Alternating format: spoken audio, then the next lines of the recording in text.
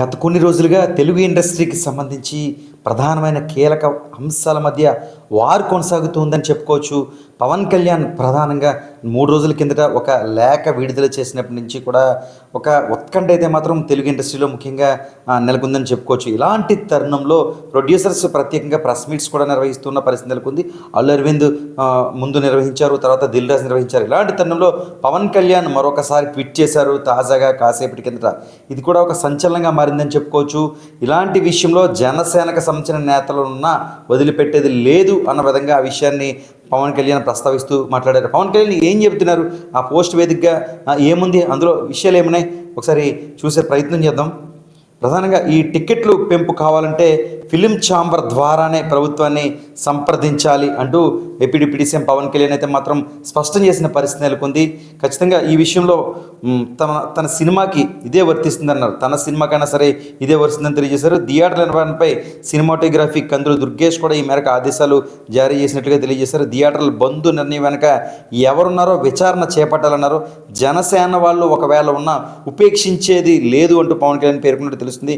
ప్రేక్షకులకు హాలుకు రావాలంటే ఫుడ్ ధరలు ఎప్పుడూ అందుబాటులో ఉండాలంటూ ప్రధానంగా 5 అంశాలతో కూడిన విషయాలు అయితే మాత్రం పవన్ కళ్యాణ్ ఈ ట్వీట్ ద్వారా కానీ సోషల్ మీడియాలో అయితే పేర్కొన్న పరిస్థితి మాత్రం నెలకొంది. ఈ రకంగా పవన్ కళ్యాణ్ కీలక ఆదేశాలు ఒకసారి చూద్దాం. ఈ 5 కీలక ఆదేశాలు ఏంటంటే, టిక్కెట్ల ధరల పెంపు కావాలంటే ఫిలిం ఛాంబర్ ద్వారానే ప్రభుత్వాన్ని సంప్రదించాలి అనేది ప్రధానంగా పవన్ కళ్యాణ్ మొదటిది స్పష్టం చేసిన పరిస్థితి మాత్రం నెలకొంది. తన సినిమాకైనా సరే ఇదే రూల్ వర్తిస్తుంది అని రెండవ సంబంధించి పవన్ కళ్యాణ్ స్పష్టం చేసిన పరిస్థితి మాత్రం నెలకొంది.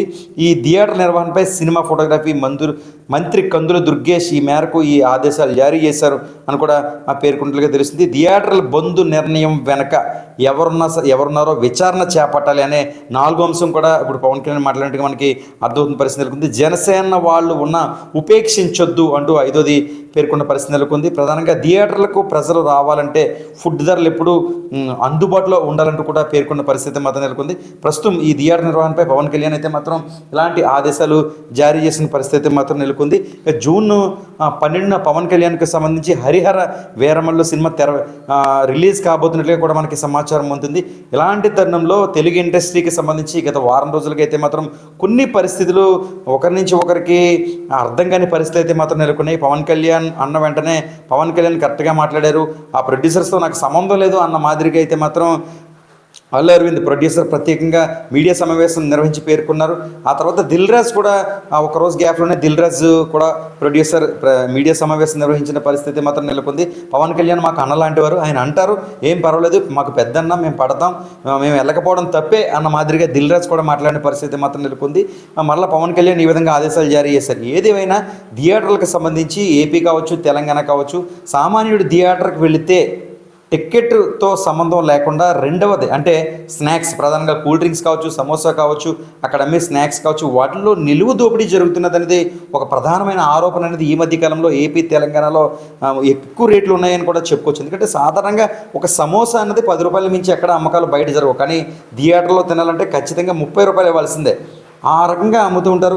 డ్రింకులు కూడా బయట ఉన్న రేటు ఒకటి, లోపల ఉన్న రేట్లు మరొకటి కూడా ఉంటాయి. ఒక సమోసా డ్రింక్ అనే కాకుండా పాప్కార్న్ దగ్గర నుంచి ఐస్ క్రీమ్ క్వాలిటీ ఇలా హై థియేటర్లకే హై రేంజ్లో, మీడియం థియేటర్లకి మీడియం రేంజ్లో, ఇలా మొత్తం ఏదేమైనా స్నాక్స్ విషయంలో అయితే మాత్రం థియేటర్లో నిలువు దోపిడీ జరుగుతున్నాయని ప్రజలైతే ఆరోపిస్తున్న పరిస్థితి నెలకొంది. ఎందుకంటే థియేటర్లో ఏ ఇంటర్వెల్ టైంలో పిల్లలు, ఇంట్లో పెద్దవాళ్ళు ఒకవేళ ఎడ్జిస్ట్ అయినా మిడిల్ క్లాస్ పిల్లలు అయితే మాత్రం ఖచ్చితంగా అవి తింటారంటారు. ఒకవేళ ఇంట్లో ఉన్న చెకోడీలు లేకపోతే ఏవో సరదాగా తీసుకెళ్దామంటే ఖచ్చితంగా థియేటర్ బయటే చెకింగ్ గార్డ్స్ ఏదో ఇంటర్నేషనల్ లోపలికి వెళ్తున్న మాదిరిగా వాళ్ళైతే మాత్రం దాన్ని ఆపేసి బయట బుట్టలో వేసేస్తున్న పరిస్థితి నెలకొంది. ఇంక ఇంటర్వెల్ పొరపాటున పిల్లలతో కలిసి కొనుక్కుందామని వచ్చి ఖచ్చితంగా 500 నుంచి 1000 రూపాయల వరకు ఓడగొట్టుకోవాల్సిన పరిస్థితి ఏర్పడితే ఉన్నవాడు పర్వాలేదు, మిడిల్ క్లాస్ వాళ్ళు ఇబ్బందులు పడుతున్న పరిస్థితి. నిజానికి పవన్ కళ్యాణ్ ఇదే విషయం లాస్ట్ కూడా ప్రస్తావించినట్టు మనకు అర్థమవుతుంది. థియేటర్కి వచ్చిన వాళ్ళకు అనుకూలంగా రేట్లు, తినుబండారాలన్నీ కూడా ఉండాలంటూ కూడా పేర్కొన్నారు. చూద్దాం ఇకనైనా థియేటర్లలో టికెట్ల విషయంలో మొదటి వారం రోజులు ఒక రేటు, రెండో వారంలో ఒక రేటు ఉన్న పరిస్థితి నెలకొంది. ఎందుకంటే ప్రొడ్యూసర్ అనేవాడు కోట్లాది రూపాయలు పెట్టి తీస్తున్నారు. గతం మాదిరిగా 100 రోజులు 175 డేస్ రోజులు ఆడన పరిస్థితి నెలకొంది. కాబట్టి ఇలాంటి దృష్టిలో పెట్టుకుని టికెట్ రేట్లు ఎలా ఉన్నా తినుబండారాల విషయంలో మాత్రం రేట్లు ఖచ్చితంగా తగ్గించాలంటూ కూడా ఏపీలో ప్రజలు కోరుతున్న పరిస్థితి మాత్రం నెలకొంది. పవన్ కళ్యాణ్ లేక కూడా అదే విధంగా అర్థం తీస్తుంది. చూడాలి మరి పవన్ కళ్యాణ్ మరో ట్వీట్తో ఎలా ఉంటుందో ఇండస్ట్రీ చూద్దాం.